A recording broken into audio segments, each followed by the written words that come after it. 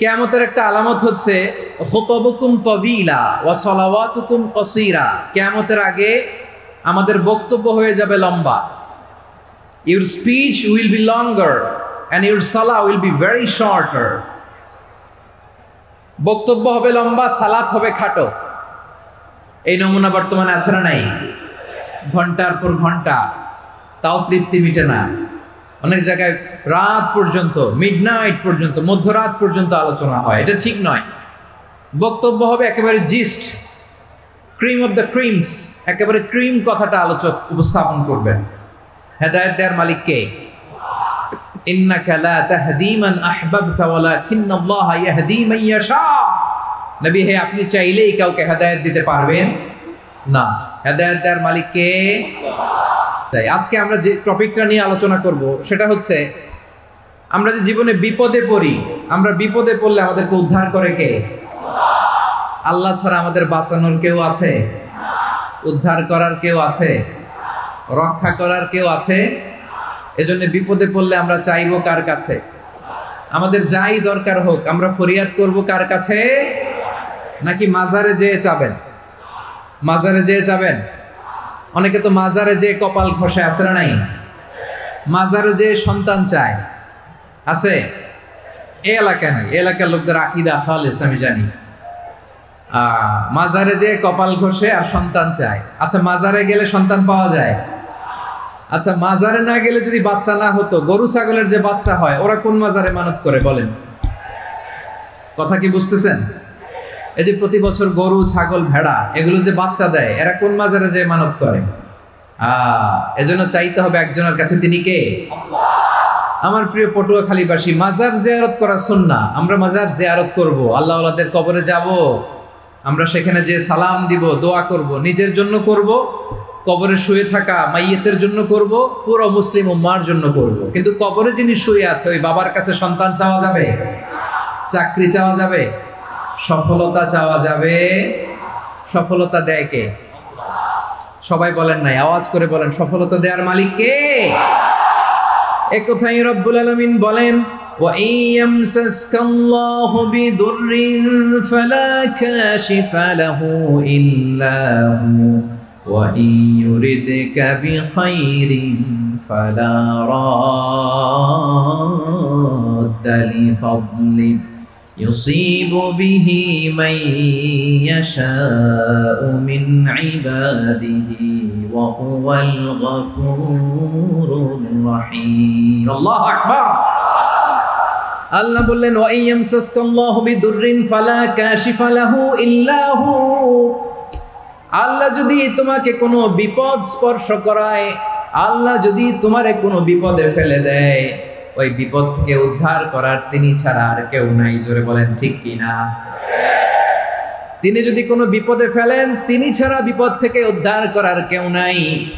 আর তিনি যদি তোমার প্রতি কোনো অনুগ্রহ করতে চান, ওই অনুগ্রহ ঠেকিয়ে দেওয়ার ক্ষমতাও কারো নাই। আল্লাহ যদি আপনার সফলতা দিতে চায়, পৃথিবীর কোনো শক্তি ওই সফলতাকে থামাতে পারে? এজন্য আল্লাহ বললেন, খবরদার, চিন্তা আর আকীদা খালিস করে নাও। ওয়া ইয়ামসাসকাল্লাহু বিদুররিন ফালা কাশিফা লাহু ইল্লা হু। আল্লাহ বিপদে ফেললে বিপদ থেকে উদ্ধার করার কেউ থাকে না। আর আল্লাহ যদি তোমার প্রতি দয়া দেখাতে চান, অনুগ্রহ করতে চান, ওই অনুগ্রহকে প্রতিরোধ করার মতো ক্ষমতা কারো নাই। তিনি তার বান্দাদের মধ্য থেকে যাকে ইচ্ছা তাকে দেন, যত ইচ্ছা তত দেন। তিনি ক্ষমাশীল, তিনি মেহেরবান। সুবহানাল্লাহ। তিনি ক্ষমাশীল, তিনি মেহেরবান। তাহলে এই আয়াত থেকে আমরা বুঝতে পারলাম, আমরা যদি বিপদে পড়ি আমাদেরকে কেউ বাঁচাতে পারে না। আমার বাবা আমারে বাঁচাতে পারে? হ্যাঁ?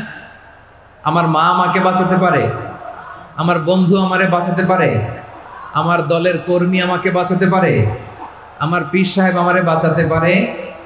আমার পটুয়াখালীর ভাইয়েরা খেয়াল রাখবেন, বাঁচাতে পারে এক মহান সত্তা, উদ্ধার করতে পারে এক মহান সত্তা। চিৎকার করে বলুন, তিনি কে?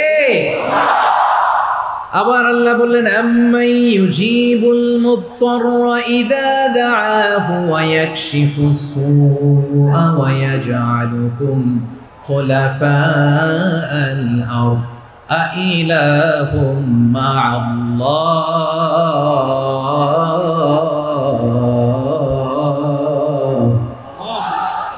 ক্বালিলাম মা তাযাক্কারুন। রব্বুল আলামিন বলেন, বিপদে পড়ে কাতর কণ্ঠে চিন্তাগ্রস্ত হয়ে যখন কেউ ফরিয়াদি হয়ে আল্লাহর ডাকে হাত তোলে, তখন এই ব্যক্তির ডাকে সাড়া দেয় কে? সবাই বলুন। কাতর কণ্ঠে বিপন্ন অবস্থায় আপনি যখন কেঁদে কেঁদে হাত তুলে আপনার দুঃখের কথা জানান, আপনি যখন ডাকেন তারে, তখন আপনার ডাকে সাড়া দেয় কে? আল্লাহ বলে, আমি সাড়া দেই। তোমাদের বিপদকে মুক্ত করে দেয় কে? ওই আল্লাহর সাথে কোন উপাস্য আছে নাকি? কিন্তু খুব অল্প সংখ্যক লোকই তোমরা উপদেশ গ্রহণ করো। কথাটা কার? তাহলে বিপন্ন মানবতা যখন কাঁদে, মানুষ যখন বিপদে পড়ে নিরুপায় হয়ে ফরিয়াদ করে, তার ডাক শোনার কেউ নাই একজন ছাড়া। চিল্লায় বলেন তো তিনি কে? এজন্য আমরা ফরিয়াদের হাত কার দিকে তুলব? প্রিয় পটুয়াখালী বলেন, ফরিয়াদের দুটো হাত আমরা কার দিকে তুলব? এবং খেয়াল রাখতে হবে, মাথার সাথে সেট করে নিতে হবে, আল্লাহ ছাড়া আমাকে উদ্ধার করার কেউ নাই। এই পৃথিবীতে কেউ আপন না। প্রিয় ভাই, বিপদে বললে বোঝা যায় কেউ আপন না। আপন শুধু একজন মহান সত্তা, তিনি কে? এটা কি আপনারা খেয়াল রাখতে পারবেন? হ্যাঁ, বিপদে আপদে কেউ আমাদের বাঁচাতে পারে না, তরাতে পারে না, মুক্তি দিতে পারে না, উদ্ধার করতে পারে না, একমাত্র আমার প্রভু ছাড়া, আল্লাহ ছাড়া। চিল্লায় বলেন ঠিক কিনা? এবং প্রিয় পটুয়াখালীর ভাইয়েরা, মাথার সাথে এটা সেট করে নিতে হবে যে আমাদের পুরো জীবনটাই পরীক্ষা। পুরো জীবনটাই কি? The life is a test. পুরো জীবনটাই পরীক্ষা। এই জীবনে বিপদ আসবে, আপদ আসবে, পরীক্ষা আসবে, সবার জীবনে এটা থাকে। এক একজনের পরীক্ষা এক এক রকম। আমার পরীক্ষা একরকম, মাসুদ ভাইয়ের পরীক্ষা একরকম, চৌধুরী সাহেবের পরীক্ষা একরকম, আপনার পরীক্ষা একরকম, ওনার পরীক্ষা আবার আরেক রকম। পুরো পৃথিবীটাই পরীক্ষা ক্ষেত্র, সবাই পরীক্ষা দিচ্ছি, কিন্তু কারো পরীক্ষা প্রশ্নের সাথে কারোটার মিল নাই। সুবহানাল্লাহ পড়বেন না? পুরোটাই পরীক্ষা ক্ষেত্র, সবাই পরীক্ষার্থী, কিন্তু প্রশ্নপত্র একটার সাথে আরেকটা মিলে না। One doesn't match the other. একজনেরটার সাথে আরেকজনেরটা মিলে না। কাউকে আল্লাহ তাআলা ধনী বানিয়ে পরীক্ষা করেন। কি বানিয়ে? কথা কি বুঝতেছেন নাকি কষ্ট হচ্ছে? কষ্ট হচ্ছে আপনাদের? কাউকে আল্লাহ ধনী বানিয়ে পরীক্ষা করেন, আবার কাউকে আল্লাহ তাআলা গরিব বানিয়ে পরীক্ষা করেন, কাউকে আল্লাহ অসুস্থ বানিয়ে পরীক্ষা করেন। কেউ দেখবেন যে দুরারোগ্য ব্যাধিতে আক্রান্ত, ডাক্তার বলেছে আর সময় নাই, দুরারোগ্য ব্যাধি, ক্যান্সার, যার নেই কোনো অ্যান্সার, তার জন্য পরীক্ষা হচ্ছে এই রোগ। আরেক লোক দেখবেন তার আবার রোগ বালাই নাই, মাশাআল্লাহ, তাকে আল্লাহ তাআলা আর্থিক দৈন্যতা, দারিদ্রতা দিয়ে পরীক্ষা করছেন। এরকম আছে না নাই? টাকা পয়সা নাই, দিন আনে দিন খায়, যা আছে তাতে চলে না, এটা তার জন্য পরীক্ষা। আবার আরেক শ্রেণীর লোক দেখবেন তাকে আল্লাহ অসুস্থতাও দেয় নাই, দারিদ্রতাও দেয় নাই, তার দাম্পত্য জীবনের সমস্যা আছে না নাই? স্ত্রী কথা শোনে না, অথবা ছেলে মেয়ে কথা শোনে না। তাহলে পরীক্ষা সবার জীবনে আছে, এক একজনের পরীক্ষাটা এক এক রকম। আল্লাহ তাআলা দেখতে চায় যে এই পরীক্ষার সময় আমরা কিরকম রেসপন্স করি। How to deal with the test, কিভাবে এই বিপদ আপদ পরীক্ষাগুলোকে আমরা হ্যান্ডেল করব, ডিল করব, এটা হচ্ছে আজকের আলোচনার বিষয়। বুঝতে পেরেছেন সবাই আমার প্রিয় ভাইয়েরা? তাহলে পরীক্ষাময় আমাদের জীবন, বিপদ আপদ পরীক্ষা, এটা মানুষের পিছু ছাড়ে না। সবার জীবনে পরীক্ষা আছে। নবীদের জীবনেও পরীক্ষা ছিল। সাহাবারা জিজ্ঞেস করেছেন, ইয়া রাসূলুল্লাহ, আইয়ুন নাসি আশাদ্দু বালাআন ফিদ দুনিয়া, এই দুনিয়ার বুকে কাদের পরীক্ষা সবচেয়ে বেশি? বিশ্বনবী বলেছেন, আল আম্বিয়া। এই পৃথিবীতে সবচেয়ে বেশি পরীক্ষা আল্লাহ তাআলা নিয়ে থাকেন নবীদের। কাদের? নবীদের। সুম্মাল আমসাল ফাল আমসাল, এরপরে নবীদের পরের স্তরে যারা, তাদের পরীক্ষা। এরপরে তাদের পরের স্তরে যারা, তাদের পরীক্ষা। সিদ্দিকিনদের, শুহাদাদের, সলিহিনদের, আল্লাহওয়ালাদের। যার ঈমান যত মজবুত, তার জীবনে পরীক্ষাও তত বেশি। চিল্লায় বলেন ঠিক কিনা? তাহলে মুমিনরা, বিশ্বাসীরা, আমরা কি পরীক্ষা বিপদ আপদে ভয় পাই? হ্যাঁ, বিপদ দেখলে ভয় লাগে আপনাদের? ভয় লাগে? হ্যাঁ না, মুমিনরা বিপদে ভয় পায় না, তারা হতাশ হয় না, সুবহানাল্লাহ, তারা নিরাশ হয় না, বিশ্বাসীরা হাল ছেড়ে দেয় না, তারা ভরসা রাখে একজনের উপর, চিল্লায় বলতে হবে তিনি কে। কারণ মুমিন জানে the grief isn't permanent, the test isn't permanent, the struggle in our life isn't permanent. আমাদের জীবনের দুঃখ, কষ্ট, স্ট্রাগল এগুলো পার্মানেন্ট নয়। After every difficulties there is an ease. সব কষ্টের পরেই একটা সুখ আছে না নাই? রব্বুল আলামিন বলেন ফা ইন্না মাআল উসরি ইউসরা, ইন্না মাআল উসরি ইউসরা, ভয় পেও না, চিন্তা করো না, কষ্টের সাথেই আমি রেখে দিয়েছি স্বস্তি। সুবহানাল্লাহ বলেন। মুমিন জীবনে বিপদ যত বেশি, কষ্ট যত বেশি, তার সামনে সফলতা তার চেয়েও বেশি, ঠিক কিনা বলেন? কারণ বিশ্বাসীরা জানে রাত্রি যত গভীর হয়, সুবহে সাদিকের সময় তত আগাতে থাকে। গর্ভবতী নারীর পেটের ব্যথা যত বাড়তে থাকে, ঘরে নতুন মেহমান আগমনের সময় ঘনাতে থাকে। মুমিনদের উপর বিপদ, অত্যাচার, আপদ, পরীক্ষা যত বাড়তে থাকে, কালেমার পতাকা উড্ডয়নের সময় কাছে আসতে থাকে। বিশ্বাসীদের এগুলো হিসাব মিলানো অনেক আগে, এগুলো অনেক আগে হিসাব মিলানো। দুঃখের আধার শেষে সুখের আলো মিটিমিটি হাসে, চিল্লায় বলেন ঠিক কিনা? দুঃখ যত বেশি, পরীক্ষা যত বেশি, কষ্ট যত বেশি, সুখের সময় তত কাছাকাছি, চিল্লায় বলতে হবে ঠিক কিনা? এজন্য মুমিন জীবনে পরীক্ষা বেশি, মুমিনদের হতাশা নাই, মুমিনরা নিরাশ হয় না, হতাশ হয় কাফিররা। মুমিনরা কখনো হাল ছেড়ে দেয় না, মুমিনরা ভরসা রাখে একজনের উপর, তিনি কে? তাহলে আমার প্রিয় পটুয়াখালীবাসী, বিপদ থাকবে, পরীক্ষা থাকবে, এই বিপদ থেকে আমাদেরকে উদ্ধার করবেন একজন, তিনি কে? সুবহানাল্লাহ পড়বেন না? দেখেন, ইনস্ট্যান্ট ইন্টেলেক্ট, মুহূর্তে বিচক্ষণতা, উইজডম কাকে বলে? নমরুদ পারবে? নমরুদের বাপ পারবে? ওর দাদা, ওর 14 গোষ্ঠী, গোটা বিশ্বের সব ক্ষমতাধর রাষ্ট্রনায়করা একসাথে হলে পারবে? ফাবুহিতাল্লাযী কাফার, পারে নাই, ব্যর্থ হয়েছে। এবার তেলে বেগুনে জ্বলে উঠেছে, রেগে মেগে আগুন বলে ফালকুহু ফিল জাহিম, ওর সাথে তর্ক নাই, না পেরে তো এবার এটারে আগুনে ফেলা। বিশাল বিশাল গাছ কেটে লাকড়ি এনে আগুনের কুণ্ডলি বানানো হলো, দাও দাও দাও দাও করে আগুন জ্বলে। আল্লাহর খলিল ইব্রাহিমকে আগুনে নিক্ষেপ করা হবে। আল্লাহর খলিল সাইয়েদনা ইব্রাহিমের হাতের মধ্যে রশি দিয়ে টাইট করে বাঁধা হলো, পায়ের মধ্যেও টাইট করে রশি দিয়ে বাঁধা হলো। আল্লাহর খলিল ইব্রাহিমকে আগুনের কুণ্ডলির মধ্যে ফেলা হবে। ওমিয়া, আপনি যে বিপদের কারণে ভয় পান, হতাশ হন, এটা কোনো বিপদ ওনার বিপদের সামনে? পটুয়াখালী আওয়াজ করে বলুন, সাইয়েদনা খলিল ইব্রাহিমের বিপদের সামনে আমাদের বিপদগুলো কোনো বিপদ? এটা কোনো বিপদই না, এটা কোনো বিপদই না। হাত পা বেঁধে টাইট করে নিক্ষেপ করা হবে, সিম্পলি ফেলা যাবে না, কারণ দাও দাও করে দ্য ব্লেজিং ফায়ার, এমন আগুনের কুণ্ডলি, কাছে যাওয়া যায় না, আগুনের উত্তাপে নিক্ষেপ করা হবে। হাতে রশি বেঁধে, পায়ে রশি বেঁধে আল্লাহর খলিল ইব্রাহিম আলাইহিস সালামকে আগুনের মধ্যে নিক্ষেপ করা হবে। আহা, এটার বলে অগ্নি পরীক্ষা। উনি অগ্নি পরীক্ষার সম্মুখীন হয়েছিলেন, এজন্য কঠিন পরীক্ষাকে আমরা অগ্নি পরীক্ষার সাথে তুলনা করি, ঠিক কিনা? সাইয়েদনা জিবরাইল এসে বললেন, ও আল্লাহর খলিল, ওরা তো আপনার হাতও বেঁধে ফেললো, পাও বেঁধে ফেললো, নড়াচড়ার সুযোগ নাই, বলেন আমি জিবরিল ফেরেশতা আপনার জন্য কি করতে পারি? আল্লাহর খলিল ইব্রাহিম বলেন, ও জিবরাইল, তোমার কাছে আমার কোনো চাওয়া পাওয়া নাই। সুবহানাল্লাহ বলেন।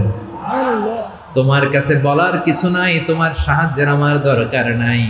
সাইয়েদনা ইব্রাহিম আলাইহিস সালামকে হাতে পায়ে রশি বেঁধে, হাত পা বাঁধা অবস্থায় জ্বলন্ত অগ্নিকুণ্ডে যখন নমরুদের দলবল নিক্ষেপ করবে, আল্লাহর খলিল কিভাবে নিজেকে আল্লাহর কাছে সঁপে দিয়েছেন, পটুয়াখালীর ভাইরা খেয়াল করে শুনুন। হাত পা বেঁধে আল্লাহর খলিলকে যখন নিক্ষেপ করা হবে, তিনি মুখ ফুটে বলে ফেললেন, হাসবুনাল্লাহু ওয়া নি'মাল ওয়াকিল। হাসবুনাল্লাহু ওয়া নি'মাল ওয়াকিল, আমার জন্য আল্লাহই যথেষ্ট, আমার জন্য আল্লাহই যথেষ্ট, তিনি আমার সবচেয়ে বড় গার্ডিয়ান, তিনি আমার সবচেয়ে বড় অভিভাবক। জিব্রাইলের সাহায্যে অফারকে ফিরিয়ে দিলেন, দুনিয়ার বুকে কারো কাছে কিছু বলেন নাই, মুখ ফুটে বলেছেন হাসবুনাল্লাহ। ও আমার পটুয়াখালীর প্রাণের ভাইয়েরা খেয়াল রাখবেন, কোনো বান্দা তার হাতে থাকা সব চেষ্টাটুকুন করার পরে মুখ ফসকে মুখ দিয়ে যখন বলে ফেলে হাসবুনাল্লাহ, বান্দা যখন হাসবুনাল্লাহ বলে ফেলে, ওই ব্যাপারটা ডিল করার দায়িত্ব স্বয়ং আল্লাহ আরশের উপর থেকে নিয়ে নেয়। আপনি যখন বলে ফেলবেন হাসবুনাল্লাহ, এটা ডিলিং করবে কে তখন? চিল্লায় বলেন না, তিনি কে? বান্দা তার সাধ্যের সবটুকু চেষ্টার পরে নতজানু হয়ে যখন বলবে হাসবুনাল্লাহ, আল্লাহ তুমি আমার জন্য যথেষ্ট, নি'মাল ওয়াকিল, তুমি আমার শ্রেষ্ঠ অভিভাবক, তখন তার কি দরকার না দরকার এটা ডিল করে স্বয়ং আল্লাহ। নিক্ষেপ করা হলো সাইয়েদনা ইব্রাহিমকে অগ্নিকুণ্ডলিতে। হাজার হাজার মানুষের দৃশ্য দেখার জন্য জড়ো হয়েছে এরকম বিশাল ময়দানে। কিন্তু কি অবাক করা ঘটনা, সবাই ভয় পাচ্ছিল, না জানি কি হয়ে যায়। আল্লাহর খালিলকে যখন আগুনের কুণ্ডলিতে নিক্ষেপ করা হয়, আল্লাহর খালিল ইব্রাহিম আগুনের কুণ্ডলের মধ্যে বসে বসে মানুষগুলোর দিকে তাকিয়ে হাসতে শুরু করে দেয়। কারণ আকাশ থেকে রব্বুল আলামিন স্পেশাল ভার্ডিক্ট নাজিল করেছেন, স্পেশাল হুকুম জারি করেছেন, কুল্লা ইয়া নারু কুনি বারদান ওয়া সালামান আলা ইব্রাহিম। ও আগুন খবরদার, সৃষ্টির শুরু থেকে তোকে একটা ধর্ম আমি বাতলে দিয়েছিলাম, তোর ধর্ম, আগুনের ধর্ম হলো যা পাবে জ্বালিয়ে সারখার করবে। আল্লাহ বলল, আগুন তোর ধর্ম দিয়েছিলাম, তুই সব জ্বালিয়ে পুড়িয়ে সারখার করে দিবি, কিন্তু ক্ষণিকের জন্য আমি তোর জ্বালিয়ে দেওয়ার ক্ষমতাটাকে কেড়ে নিলাম, জ্বালিয়ে ভস্ম করে দেওয়ার ক্ষমতা আমি কেড়ে নিলাম। কুনি বারদান, ঠান্ডা হয়ে যা, কিন্তু এত বেশি ঠান্ডা হবি না আবার আমার ইব্রাহিমের জন্য সর্দি লেগে না যায়। সুবহানাল্লাহ, এত আস্তে বললে হবে?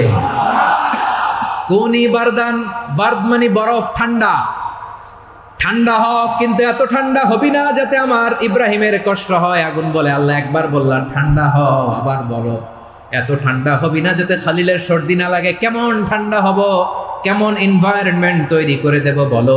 আল্লাহ বললেন, সালামান আলা ইব্রাহিম, আমার খালিল, আমার কলিজা, আমার ইব্রাহিমের জন্য তুই জান্নাতের গুল বাগিচা হয়ে যা। ও ভাই, নবী মুসার মতো ঈমান হলে রাস্তা হবে সাগর জলে, নবী ইউসুফের মতো ঈমান হলে একে একে দরজা খোলে। নবী ইব্রাহিমের মতো ঈমান যদি আজও থাকে বিদ্যমান, অগ্নিকুণ্ডে দেখতে পাবে খুবসুরতে ফুল ভাগা। কুলনা ইয়া নারু কুনি বারদান ওয়া সালামান আলা ইব্রাহিম। বান্দা যখন মুখ দিয়ে বলে হাসবুনাল্লাহ, আমার আল্লাহ আমার জন্য যথেষ্ট, এই বলে যখন নিজেকে সঁপে দেয়, তার কি লাগবে ওই দায়িত্ব স্বয়ং নিয়ে নেয় কে? সবাই বলেন, স্বয়ং নিয়ে নেয় কে? তাহলে আমার প্রিয় ভাইরা, বিপদের শুরুতেই আমরা বলবো ইন্না লিল্লাহ। শুরুতে কি বলবো? এরপরে যেই বাক্যটা পড়ে নিজের পরিস্থিতিকে আল্লাহর দরবারে সঁপে দিব, সেটা হচ্ছে হাসবুনাল্লাহ। সেটা কি? বিষ্ণু বলেন, লা ইয়াজালু লিসানুকা রাতাবান মিন যিকরিল্লাহ, সব সময় আল্লাহর স্মরণ দিয়ে, জিকির দিয়ে জিহ্বাটারে সিক্ত রাখো। আর শয়তানু জাসিমুন আলা কলবি ইবনে আদম, শয়তান বনি আদমের কলবে খামচি মেরে বসে থাকে। ফাইদা যাকারাল্লাহ খালাসা, মানুষ যখন আল্লাহর স্মরণ করে জিকির করে, শয়তান দৌড়ে পালায়। ওয়া ইদা গাফালা ওয়াসওয়াসা, যখনই বনি আদম গাফেল হয়, তখনই শয়তান তার হৃদয়ে ওয়াসওয়াসা দেয়।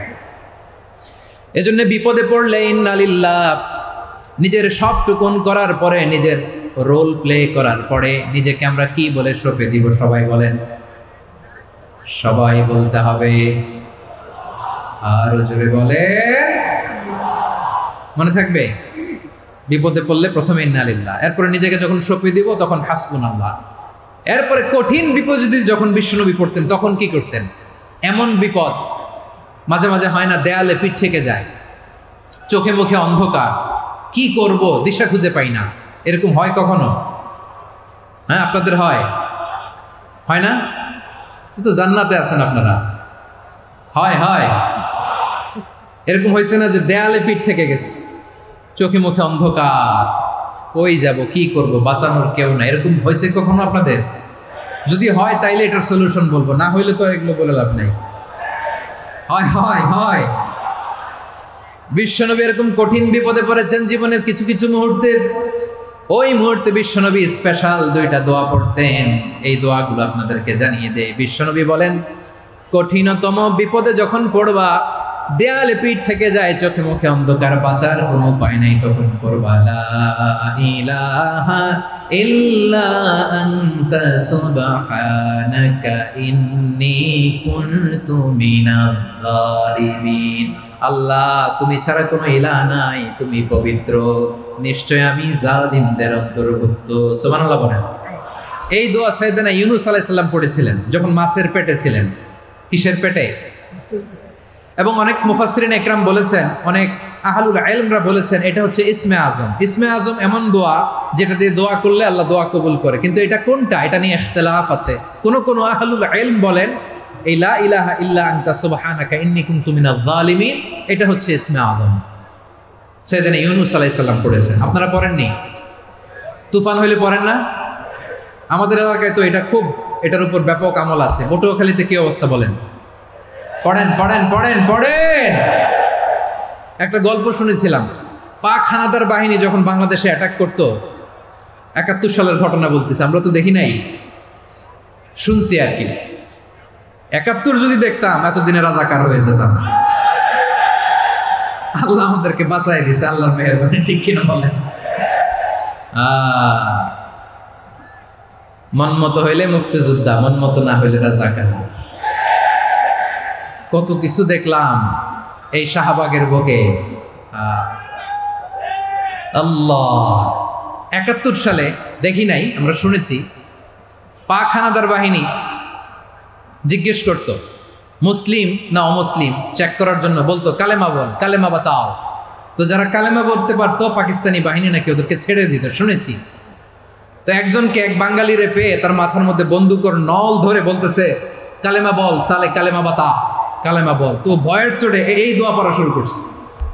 ও পড়তেছে লা ইলাহা ইল্লা আনতা সুবহানাকা ইন্নী কুনতু মিনাজ জালিমিন। পাকিস্তানি বলে সালে ইয়ে তো মুসিবত কা কালেমা है। বাঙালি কয় হাম তো ভি মুসিবত মে হ্যায়।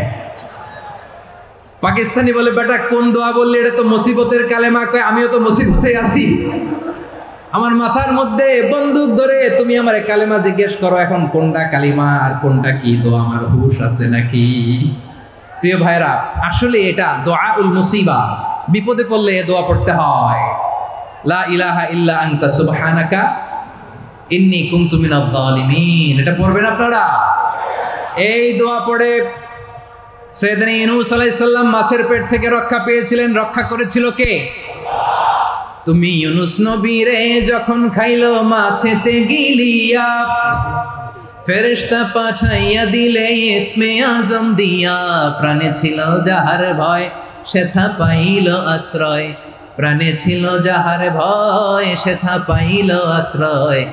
মাছের পেট হতে সে যে পেল পরিত্রাণ। আল্লাহু আল্লাহু তুমি জাল্লে জালালুহু, শেষ করা তো যায় না গে তোমার গুণগান। আল্লাহু আল্লাহু, সুবহানাল্লাহ পড়ে। লা ইলাহা ইল্লা আনতা সুবহানাকা ইন্নী কুনতু মিনাজ জালিমিন। বিশ্বনবী বললেন, দেয়ালে পিঠ থেকে গেলে, চোখে মুখে অন্ধকার, বাঁচার কোনো উপায় নাই, তখন এই দোয়াটা করতে হবে। এই দোয়া পড়ে আল্লাহর কাছে ফরিয়াদ করলে বিপদ মুক্ত করবেন কে? কেন এই দোয়াটা আল্লাহর কাছে বড্ড প্রিয় জানেন আমার ভাইয়েরা? কারণ এই দোয়ার মধ্যে 3টা জিনিস আছে। আমি যেরকম আঙ্গুল উঁচু করেছি এরকম করেন তো। 3টা। কয়টা? 3টা। 1 নম্বরে হচ্ছে তাওহীদ, 2 নম্বরে তাসবিহ, 3 নম্বরে তাকরীর। আই রিপিট, আবারও বলছি, 1 নম্বরে তাওহীদ, 2 নম্বরে তাসবিহ, 3 নম্বরে তাকরীর। এই দোয়াটা আল্লাহর কাছে এত পছন্দনীয় কারণ এ দোয়ার প্রথম অংশে আছে তাওহীদ, আল্লাহর একত্ববাদের ঘোষণা। লা ইলাহা ইল্লা আনতা, ও আল্লাহ আপনি ছাড়া কোনো ইলাহ নাই, উপাস্য নাই। এই কথা বললে আল্লাহ বড় খুশি হয়ে যায়, সুবহানাল্লাহ পড়েন। এ দোয়ার দ্বিতীয় অংশে আছে তাসবিহ, মানে আল্লাহর প্রশংসা, প্রশংসা সূচক বাণী। সুবহানাক সুবহানাক সুবহানাক, ও আল্লাহ আমি আপনার পবিত্রতা ঘোষণা করছি সুবহানাক। একথা শুনলেও আল্লাহ খুশি হয়ে যায়। সুবহানাল্লাহ পড়েন। এই দোয়ার তৃতীয় অংশে আছে তাকরীর। তাকরীর মানে পাপের স্বীকৃতি। তাকরীর মানে কি? তাকরীর মানে পাপের স্বীকৃতি। এই দোয়ার তৃতীয় অংশে আছে ইন্নী কুনতু মিনাল যালিমিন। ও আল্লাহ, আমি জালিমদের অন্তর্ভুক্ত। আল্লাহ, আল্লাহ আমি জালেম। আল্লাহ আমি ভুল করেছি, অন্যায় করেছি। আল্লাহ আমি জালেমদের অন্তর্ভুক্ত। এই পাপের স্বীকৃতি, অ্যাকনোলেজমেন্ট আল্লাহ বড্ড পছন্দ করেন। যখন আল্লাহর কাছে আপনি ছোট হবেন, ছোট হতে হতে যত ছোট হবেন, ওই দৃশ্যটা দেখতে আল্লাহ বড্ড পছন্দ করে। সুবহানাল্লাহ বলে। 3 নম্বর অংশ ইন্নী কুনতু মিনাজ যালিমিন। আল্লাহ আমি জালেমদের অন্তর্ভুক্ত। সাইয়েদনা আদম আলাইহিস সালাম ভুল করে যখন নিষিদ্ধ গাছের ফুল খেয়ে ফেললেন, ফল খেয়ে ফেললেন, আল্লাহ বললেন আদম ক্ষমা পেতে চাইলে তুমি আর হাওয়া মিলে স্বীকৃতি দাও, পাপের স্বীকৃতি আর পড়ো রব্বানা যালামনা আনফুসানা ওয়া ইল্লাম তাগফির লানা ওয়া তারহামনা লানাকুনান্না মিনাল খাসিরিন। ও আল্লাহ, আমি আদম আর হাওয়া যালামনা আনফুসানা, আমরা আমাদের নফসের উপর বড্ড জুলুম করেছি। আল্লাহ ওয়া ইল্লাম তাগফির লানা ওয়া তারহামনা, আপনি যদি ক্ষমা না করেন, আপনি যদি দয়া পরবশ না হন, আপনি যদি রহম না করেন, আমরা তো ক্ষতিগ্রস্তদের মধ্যে শামিল হয়ে যাব। এই দোয়া করার সাথে সাথে সাইয়েদনা আদম আর হাওয়া আলাইহিস সালামকে ক্ষমা করে দিলেন কে? তাহলে এই দোয়ার 3 নম্বর অংশ তাকরীর। এটা আল্লাহ বড্ড পছন্দ করে। আমার কলিজার টুকরা ভাইয়েরা, গুনাহ করে শিকার যেতে হবে, এটা আল্লাহ ভালোবাসেন।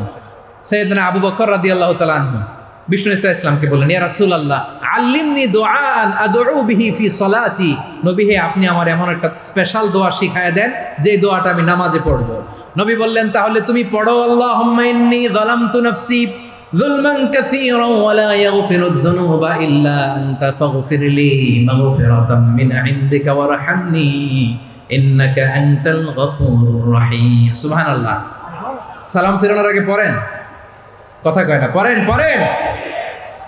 ও আবু বকর, নামাজে যদি দোয়া করতে মনে চায় এই দোয়াটা পড়বা, আল্লাহুম্মা ইন্নী যালামতু নাফসি, আল্লাহ জুলুম করেছি আমার নফসের উপর, যুলমান কাসীরা, অনেক জুলুম, ওয়া লা ইয়াগফিরুদ যুনুবা ইল্লা আনতা, আপনি ছাড়া এই জুনুব, এই পাপ ক্ষমা করার দ্বিতীয় কোনো রব নাই। আছে? আল্লাহ ছাড়া আমাদের গুনাহ আর কে কে ক্ষমা করতে পারে বলেন তো? কে পারে? কে? এজন্য আল্লাহরে বলবেন, আল্লাহ আমি ছাড়া তোমার গোলামের অভাব নাই। ও আমার রব, আমি ছাড়া এই জমিনের বুকে তোমার গোলামের অভাব নাই, কিন্তু তুমি ছাড়া তো আমার দ্বিতীয় কোনো রব নাই। পারবেন বলতে? পারবেন? চোখের পানি ছেড়ে আল্লাহরে বলবেন, আল্লাহ তুমি আমার রব, তুমি আমার সব। কি বলবেন? আল্লাহ আমারে রব। সবাই বলুন, আল্লাহ আমারে রব, দমে দমে তনু মনে তারি অনুভব, আল্লাহ আমারে রব। আল্লাহরে বলেন, আল্লাহ তুমি আমার রব, তুমি আমার সব। আল্লাহ আমি ছাড়া এই জমিনে তোমার গোলামের অভাব নাই, তুমি ছাড়া আমার দ্বিতীয় কোনো রব নাই। এ কথা বলে চোখের পানি ছেড়ে আল্লাহরে স্বীকৃতি দেন, আল্লাহ আমি পাপী, আল্লাহ জামিনে আমার চেয়ে বড় পাপী আর কেউ নাই। ওযু করে সিজদায় লুটিয়ে পড়ে চোখের পানি ছেড়ে আল্লাহরে পাপের স্বীকৃতি দেন, আল্লাহ এমন কোন জুলুম নাই, গুনাহ নাই আমি করি নাই, সগীরা কবিরা, জেনে না জেনে, ইচ্ছায় অনিচ্ছায়, শিরকি বেদাতি সব গুনাহ করেছি। আল্লাহ আকাশের নিচে জমিনের উপরে আমার চেয়ে বড় গুনাহগার আর কেউ নাই। চোখের পানি ছেড়ে আল্লাহরে বলেন, আল্লাহ আমি ছাড়া তোমার গোলামের অভাব নাই, তুমি ছাড়া আমার দ্বিতীয় কোনো রব নাই, তুমি ছাড়া তো কেউ আমার গুনাহ ক্ষমা করার নাই, তুমি আমার রব, তুমি আমার সব। বলতে পারবেন? এই তাকরীর আমার পটুয়াখালীর ভাই, এই স্বীকৃতিটা দেখতে আল্লাহ বড্ড ভালোবাসে, কারণ আমরা সবাই গুনাহগার, আমরা সবাই কি? বিশ্বনবী বলেন, কুল্লুকুম খাত্তাউন, বানি আদম তোমরা সবাই পাপী। সবাই কি? সবাই পাপী। আমরা সবাই পাপী, আপন পাপের বাটখারা দিয়ে অন্যের পাপ মাপি। আমরা যে পাপী এটা ভাবতে মনে চায় না কারো, খালি অন্যের পাপ দেখি আমরা, এটা ভুল। ওর এই পাপ, ও পাপী, ও জালেম, ও জাহান্নামী, এরকম একটা টেন্ডেন্সি। আমার যে কি হালাত এটার খেয়াল নাই। খেয়াল করতে হবে যে আমি সবচেয়ে বড় পাপী, ঠিক কিনা বলেন? পাপ করি না এমন কেউ আছি? হ্যাঁ আছি। কেউ না জানলেও জানে কে আমার পাপের ঘটনা? পৃথিবী না জানুক আমি তো জানি আমি কি পাপ করেছি। হায় ও আমার কলিজার টুকরা ভাইয়েরা, মাথাটাকে নিচু করে জীবনের সব গুনার ফিরিস্তিগুলো একটা একটা করে স্বীকার করে আল্লাহরে বলেন, আল্লাহ আমি পাপী, আল্লাহ আমার চেয়ে বড় পাপী এই দুনিয়াতে কেউ নাই, আকাশের নিচে জমিনের উপরে আমার চেয়ে বড় পাপী কেউ নাই। একটা একটা করে আল্লাহ স্বীকার করি আমি পাপী, সব পাপের স্বীকৃতি দিলাম। পৃথিবী না জানুক আমি তো জানি আমি কি পাপ করেছি। হায় আমার পাপের করলে বিচার, বাঁচার আমার নাই উপায়। দয়াময় তুমি মাফ করো আমায়, মাফ করো আল্লাহ তাআলা যদি দয়া করে আমাদেরকে মাফ না করে আমাদের বাঁচার কোনো উপায় নাই। আপনি কি ভেবেছেন আপনার নামাজ দিয়ে আপনি জান্নাতে যাবেন? আপনি তাহাজ্জুদ গুজার সেজদা দিতে দিতে কপালে দাগ ফেলেছেন, এটা আপনারা জান্নাতে নেবে না। আপনি এলাকার সবচেয়ে বড় হাতেম তাই দানশীল, এই দানের ভরসায় বসে আছেন কুশ্চিন কালো। আমাদের নামাজ, আমাদের রোজা, আমাদের ইবাদত এগুলোকে মিজানের পাল্লায় উঠালে কোনো ওজনই হবে না। তবে আমাদের একটা কৌশল জানা আছে, আমরা আল্লাহর রহমতের ভিখারি। আমরা সেদিন আগেই গুনার স্বীকৃতি দিয়ে দেব। আমরা বলবো, আল্লাহ তুমি প্রশ্ন করার আগে তোমারে একটা কথা বলি, আমারে কিছু জিজ্ঞেস করো না, আমি সব করেছি। এমন কোন পাপ নাই যে পাপ আমারে দিয়ে হয় নাই। তোমার রহমত দিয়ে তুমি জান্নাতে পাঠাবা, তোমার দয়ায় জান্নাতে যেতে চাই, আমল দিয়ে না। পারবেন বলতে? কিয়ামতের দিন আমরা বলবো, আল্লাহ আমার আমল দিয়ে জান্নাত চাই না, আমি তোমার দয়া দিয়ে জান্নাত চাই। তোমার দয়া ছাড়া আমার কোনো উপায় নাই। কারণ আল্লাহ যদি বিচার করে বাঁচার কারো উপায় নাই। আল্লাহ যদি বলে ফেলেন তুই এটা করলি কেন, ওখানে গেলি কেন, কোরআনে 1000 বার নিষেধ করলাম তারপরেও এই পাপে জড়ালি কেন, এরকম প্রশ্ন ছুড়ে দিলে আমার উত্তর আছে? বাঁচার কোনো উপায় আছে? রোজ হাসরে হে আল্লাহ আমার করোনা বিচার, আল্লাহ করোনা বিচার, বিচার চাহি না তব দয়া চাই, এ গুনাহগার করোনা বিচার। আপনার আমল দিয়ে জান্নাতে যাবেন? কি দিয়ে যাবেন? আল্লাহর দয়া দিয়ে। আল্লাহর রহম আর দয়া ছাড়া কেউ জান্নাতের চেহারাও দেখতে পাবে না। আমার প্রিয় ভাইরা, এই দোয়া আল্লাহর কাছে পছন্দনীয় হওয়ার কারণ 3টা। দোয়ার প্রথম অংশে আছে তাওহীদ, আল্লাহর একত্ববাদের ঘোষণা। এই দোয়ার দ্বিতীয় অংশ আছে তাসবিহ, আল্লাহর প্রশংসা সূচক বাণী। এই দোয়ার 3 নাম্বার অংশ পাপের স্বীকৃতি। তাহলে আমরা সবাই গুনাহগার। আমরা আল্লাহর কাছে পাপের স্বীকৃতি দিয়ে বলবো, ও আল্লাহ ইন্নী কুনতু মিনাজ জালিমিন, আমরা জুলুম করেছি, পাপ করেছি, অন্যায় করেছি, আল্লাহ বুঝতে পারি নাই, শয়তানের ওয়াসওয়াসায় পড়ে, বন্ধুর পাল্লায় পড়ে, নফসের খায়েশ মিটাতে যে আল্লাহ করে ফেলেছি। তুমি গুনাহ না মাফ না করলে আমাদের গুনাহ মাফ করার দ্বিতীয় কেউ নাই, ঠিক কিনা বলেন? এভাবে অনুতপ্ত হয়ে যদি আল্লাহর কাছে দোয়া করেন, দেয়ালে পিঠ থেকে গেছে, কোনো রাস্তা নাই বের হওয়া, ওই মুহূর্তেও আপনাকে বিপদ থেকে উদ্ধার করবে কে? বিশ্বনবী চরম বিপদে পড়লে 2টা দোয়া পড়তেন। প্রথম হলো এটা, লা ইলাহা ইল্লা আনতা সুবহানাকা ইন্নী কুনতু মিনাল জালিমিন। এই দোয়াটা আমরা বেশি বেশি পড়ব প্রিয় ভাইরা। রাজি আছেন? সবাই আওয়াজ করে পড়ুন ইনশাআল্লাহ। আমার প্রিয় ভাইয়েরা, বিপদে পড়লে বিশ্বনবী আরো একটা দোয়া পড়তেন, লা ইলাহা ইল্লাল্লাহুল আযীমুল হালিম, লা ইলাহা ইল্লাল্লাহু রাব্বুল আরশিল আযীম, লা ইলাহা ইল্লাল্লাহু রাব্বুস সামাওয়াতি ওয়াল আরদি ওয়া রাব্বুল আরশিল কারীম। এই যে বললাম, রেকর্ড হয়ে গেছে। এখন তো আর ইনস্ট্যান্ট মুখস্থ না হলো, পরে মুখস্থ করে নেবেন। আল্লাহ ছাড়া কোনো উপাস্য নাই, তিনি সুমহান, মহাসহিষ্ণু। আল্লাহ ছাড়া কোনো উপাস্য নাই, তিনি সুমহান, আরশের অধিপতি। আল্লাহ ছাড়া কোনো উপাস্য নাই, তিনি আকাশের মালিক, জমিনের মালিক, তিনি সুবিশাল আরশের অধিপতি। সুবহানাল্লাহ পড়েন। এই দোয়াটা কেউ যদি পড়ে যদি এর ওসিলা করে দোয়া করে, তাকে বিপদ থেকে মুক্তি দেয় কে? মনে থাকবে আপনাদের? তাহলে বিপদের প্রথম ধাক্কায় কি যেন পড়তে হয়?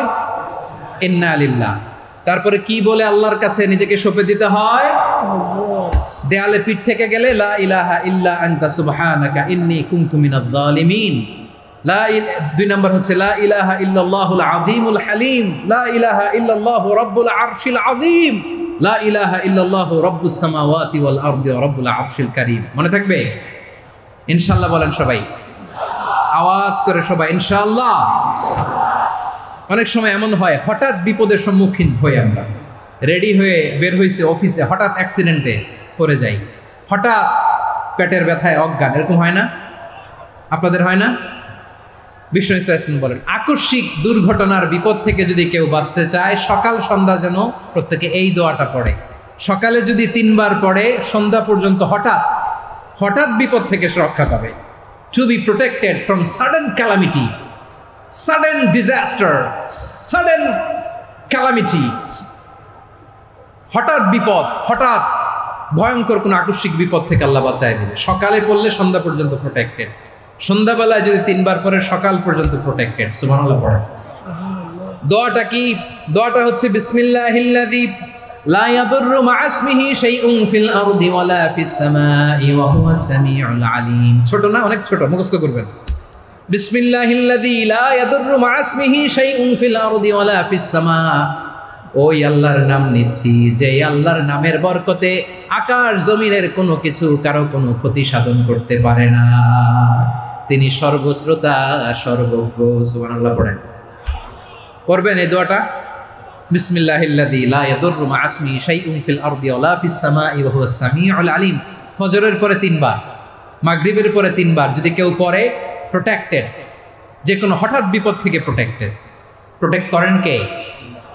ওই আল্লাহর নাম নিচ্ছি, যে আল্লাহর নামের ওসিলায় আকাশ জমিনের কোনো কিছু কোনো ক্ষতি করতে পারে না। সুবহানাল্লাহ পড়েন। আচ্ছা, এবার আমাদের জীবনে দুশ্চিন্তা আছে না নাই বলেন? Tension, hyper tension, anxiety, depression, চিন্তা, টেনশন নাই এরকম কে কে আছে দেখি?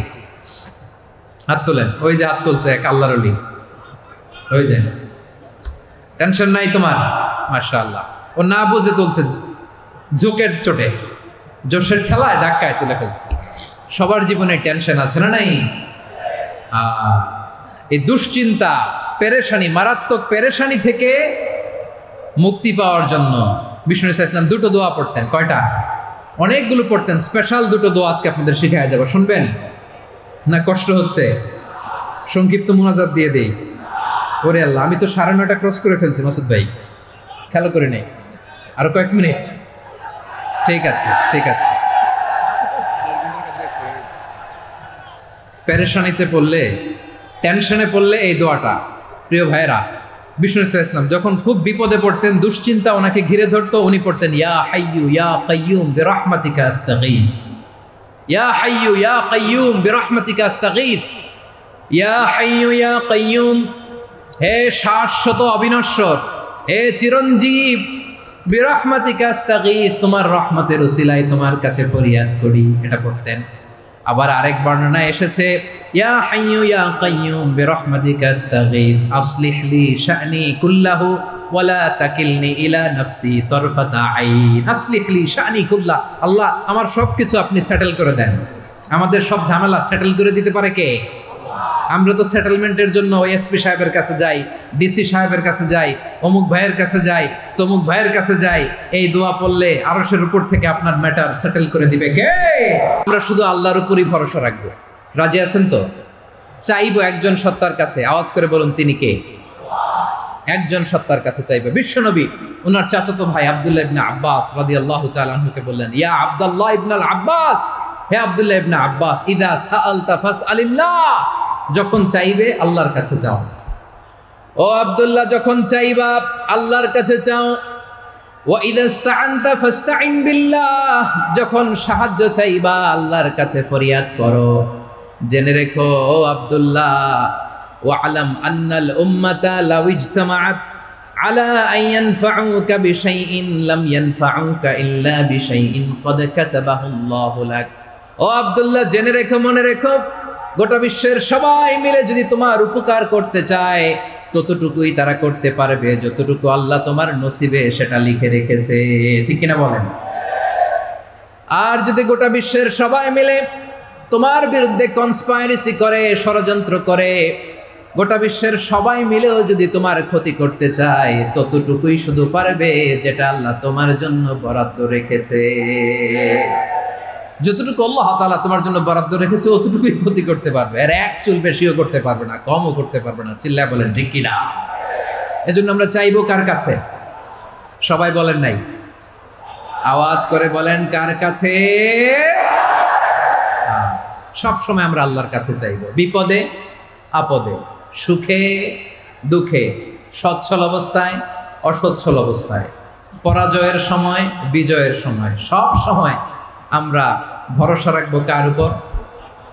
সবাই বলুন। একদল লোক আছে যারা বিপদে পড়লে আল্লাহরে ডাকে, আছে না নাই? পটুয়াখালীতে মাশাআল্লাহ নাই। বিপদ আসলে আল্লাহরে ডাকে, বিপদ নাই আল্লাহও নাই। বিপদে পড়লে নামাজ পড়ে, বিপদও নাই নামাজও নাই। বিপদে পড়লে জিকির করে, বিপদ যখন চলে যায় ওদের জিকিরও বন্ধ হয়ে যায়। এরকম আছে না নাই? কিছু লোক দেখবেন পরীক্ষা আসলে নামাজ পড়ে, আছে আছে। জেনজি আওয়াজ করো, এরকম আছে? এই কমন পড়ে গেছে, কমন পড়ছে। দেখবেন পরীক্ষার সময় নামাজ পড়ে, পরীক্ষাও নাই নামাজও আছে। এরকম কিছু লোক আছে অসুস্থ হলে আল্লাহরে বড্ড ভালোবাসে, আল্লাহরে খুব ডাকে। অসুস্থ হইলে অসুস্থতাও নাই, আল্লাহ স্মরণও নাই। দেখবেন কিছু লোক নির্বাচন আসলে খুব আল্লাহওয়ালা হয়ে যায়, তখন দেখবেন মাথার মধ্যে হেজাব লাগায়, পাঞ্জাবি লাগায়, আল্লাহওয়ালা হয়ে যায়। নির্বাচনও নাই, এরপরে আল্লাহর কথাও নাই। আছে না নাই? না, এরকম হওয়া যাবে না। সব সময় আমরা আল্লাহরে ডাকবো, বিপদে আপদে সব সময় ভরসা রাখবো আমরা একজনের উপর। আওয়াজ করে বলেন তিনি কে? এ কথায় আল্লাহ তাআলা আমাদের চোখে আঙ্গুল দিয়ে জানিয়ে দিলেন, ফাইদা রাকিবু ফিল ফুলকি দা'উল্লাহা মুখলিসিনা লাহুদ্দিন ফালাম্মা নাজ্জাহুম ইলাল বাররি ইযা হুম ইউশরিকুন। আল্লাহ বলে একদল লোক আছে, তারা যখন নৌযানে চড়ে, জলযানে চড়ে, সাগরের মধ্যে যখন জাহাজে চড়ে, লঞ্চে চড়ে, তারা যখন তুফানের সম্মুখীন হয় তখন তারা আল্লাহরে বড্ড বেশি ডাকে, একান্তভাবে ডাকে, বিশুদ্ধ চিত্তে ডাকে। আবার তুফান থেকে তাদেরকে সেফ জোনে নিয়ে, নিরাপদ জোনে নিয়ে যখন বন্দরে আমি আল্লাহ তাদেরকে ভিড়িয়ে দেই, ওই লোকগুলো আবার আমি আল্লাহর সাথে শিরিক করে। এরকম আছে না নাই? জাহাজে উঠছে, সাগরের মাঝখানে তুফান, ওই সময় দেখবেন আল্লাহ কারে কয়। এই কথা তো আপনাদেরকে বোঝানো সহজ, আপনারা তো নদীর দেশের মানুষ। লঞ্চে চড়েন নাই কারা কারা দেখি? লঞ্চে চড়ছেন? হ্যাঁ, লঞ্চে চড়ে নাই এরকম একজনও নাই এখানে। আচ্ছা, লঞ্চে উঠছেন কে কে দেখি? মাশাআল্লাহ মাশাআল্লাহ মাশাআল্লাহ। ঠিক আছে, আপনাদের বোঝানো সহজ। আচ্ছা, লঞ্চে উঠে তুফানের সম্মুখীন হয়েছেন, জলোচ্ছ্বাস সবাই? মাশাআল্লাহ। তো এই ওয়াজ তো আপনাদের মুখস্থ, ঠিক কিনা বলেন? আমার বলার দরকার নাই, বলেন। মাঝ নদী, তুফান, জলোচ্ছ্বাস, জলের মধ্যে উচ্ছ্বাস, ঢেউ, টর্নেডো, সাইক্লোন, মেঘের ঘনঘটা, পরিবেশ ঘুটঘুটে অন্ধকার, লঞ্চ একবার এদিকে আরেকবার ওইদিকে, ভিতরে কি অবস্থা হয় বলেন তো? হ্যাঁ, তখন মুসলিম আল্লাহর ডাকে, হিন্দু আল্লাহর ডাকে, ঠিক কিনা বলেন? আস্তিক আল্লাহর ডাকে, নাস্তিক আল্লাহর ডাকে, ঠিক কিনা? লঞ্চের ভেতর, স্টিমারের ভেতর কান্নারে রোল পড়ে যায়, চিৎকারের রোল পড়ে যায়, সবার মুখ দিয়ে শুধু একটা আওয়াজ, লা ইলাহা লা ইলাহা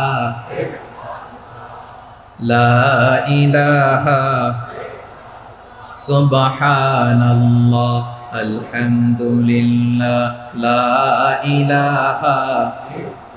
আল্লাহ নামের জিকির করবে যারা, আল্লাহর কাছে প্রিয় তারা, আল্লাহর কাছে প্রিয় যারা, জান্নাতে প্রবেশ করবে তারা, জোরে লা ইলাহা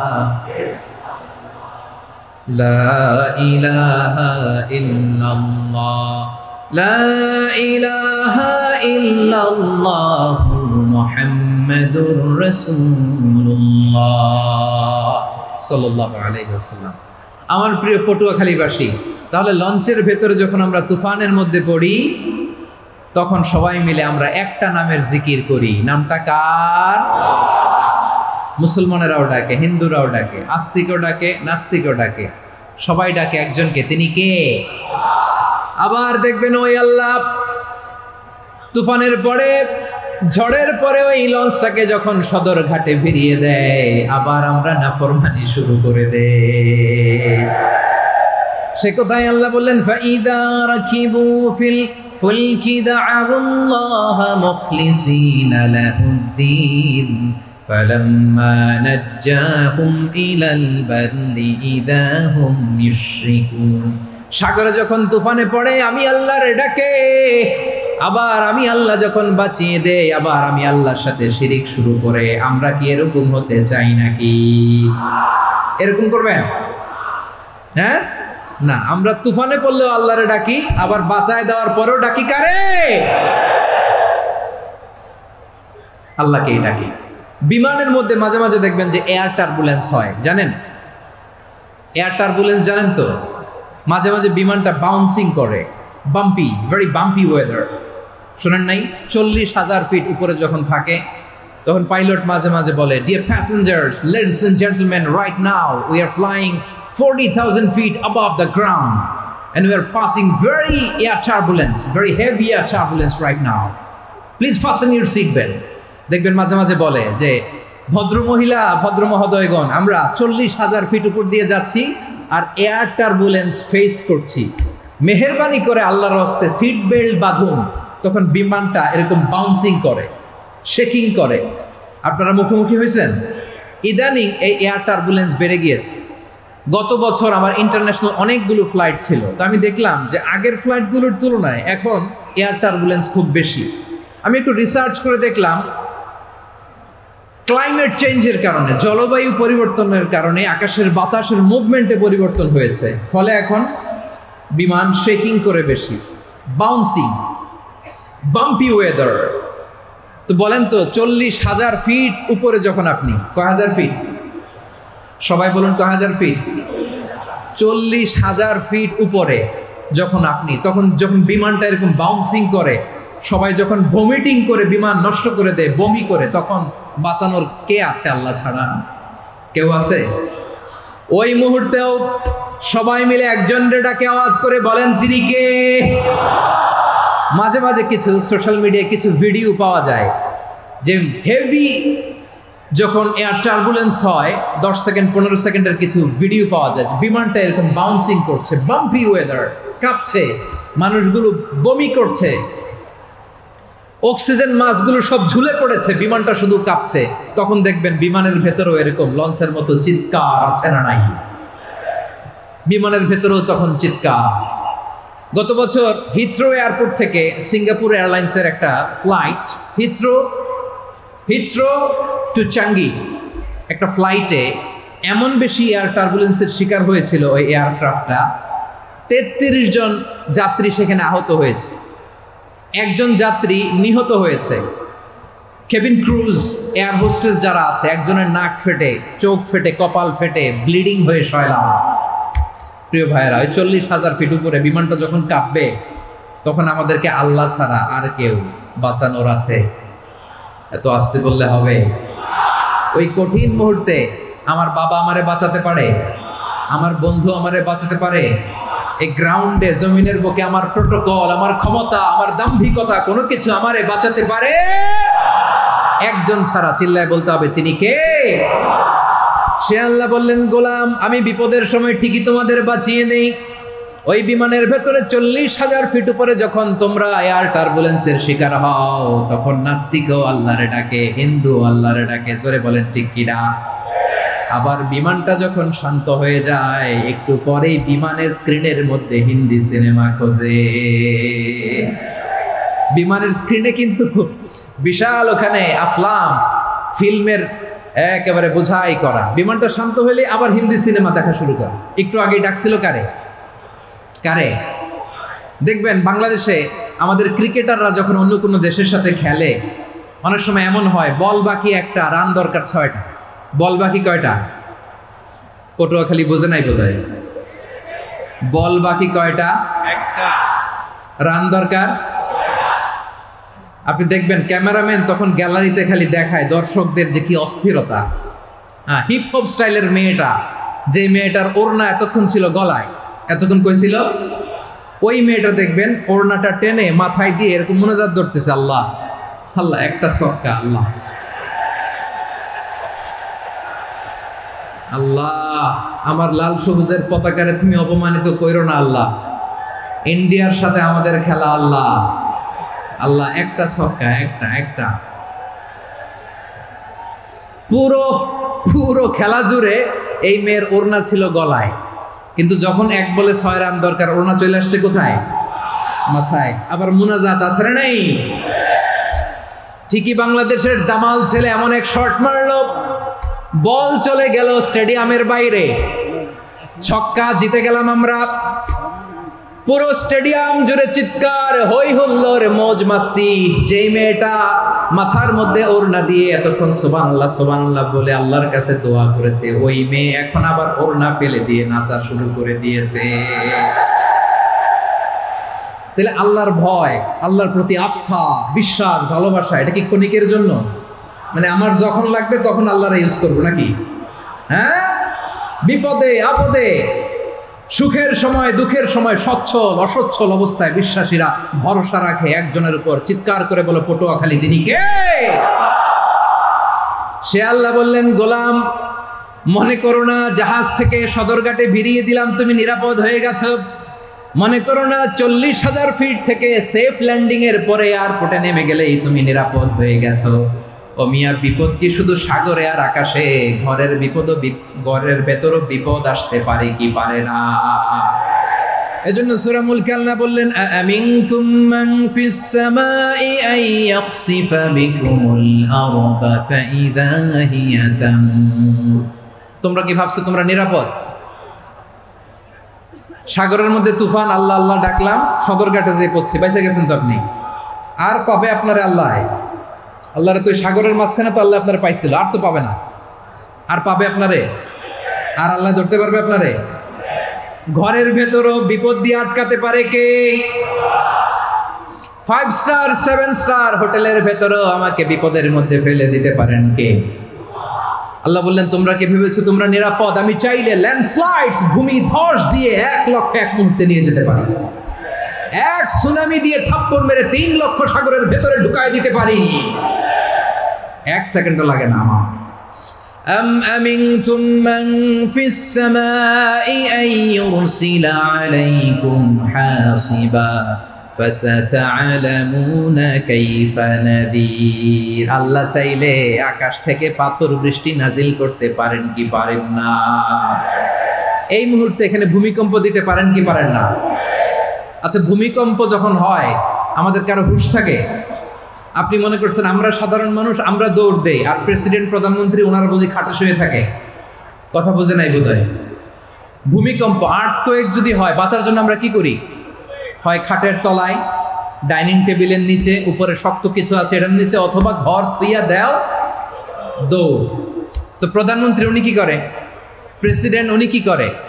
হ্যাঁ, উনি খাটের মধ্যে যে শুয়ে থাকে নাকি? উনিও দৌড়, সাধারণ মানুষও দৌড়, প্রধানমন্ত্রীও দৌড়, বাড়িওয়ালাও দৌড়, ভাড়াটিয়াও দৌড়, সবাই দৌড়। নাকি ভাড়াটিয়ারা বাড়ি থুইয়া দৌড়, বাড়িওয়ালারা আর বেরোয় না? এরকম না। তাহলে যে কোনো মুহূর্তে ভূমিকম্প দিয়ে নাস্তানাবুদ করতে পারে কে? আমার প্রিয় ভাইয়েরা, আমরা নিরাপদ নই, আমরা তার দয়ায় বেঁচে আছি। কার দয়ায়? এজন্য আল্লাহ বললেন, গোলাম যে কোনো মুহূর্তে বিপদ দিয়ে তোমাদেরকে নাস্তানাবুদ করতে পারি। বিশ্বাসী বলে যদি নিজেকে দাবি করো, সব সময় ডাকতে হবে একজন সত্তাকে। বলেন তিনি কে? এই কথা ক্লিয়ার? এই সবগুলো উদাহরণ শেষে সবার কাছে ক্লিয়ার হয়েছে না যে বিপদ থেকে, আপদ থেকে, পরীক্ষা থেকে, ক্যালামিটি থেকে আমাদেরকে কেউ বাঁচাতে পারে না একজন সত্তা ছাড়া। আবারও বলেন তো তিনি কে? ক্লিয়ার? হ্যাঁ, সবাই বুঝতে পারছেন? আচ্ছা, এবার আমরা দেখি বিষ্ণু ইসা ইসলামের জীবনে বিপদ আপদ ছিল কিনা। উনি বিপদ আসলে কিভাবে ডিল করতেন, বিপদ আসলে কোন দোয়া পড়তে হয়, কিভাবে ফরিয়াদের হাত উত্তোলন করতে হয়, কিভাবে রবের দরবারে নতজানু হয়ে ফরিয়াদ করতে হয়, এটা জানার দরকার আছে না নাই? আসুন আমরা বিষ্ণুনবীর জীবনী থেকে দেখি বিপদ আসলে উনি কি করতেন। বিপদ আসলেই প্রথমে বিষ্ণু ইসা ইসলাম একটা দোয়া পড়তেন। কি পড়তেন?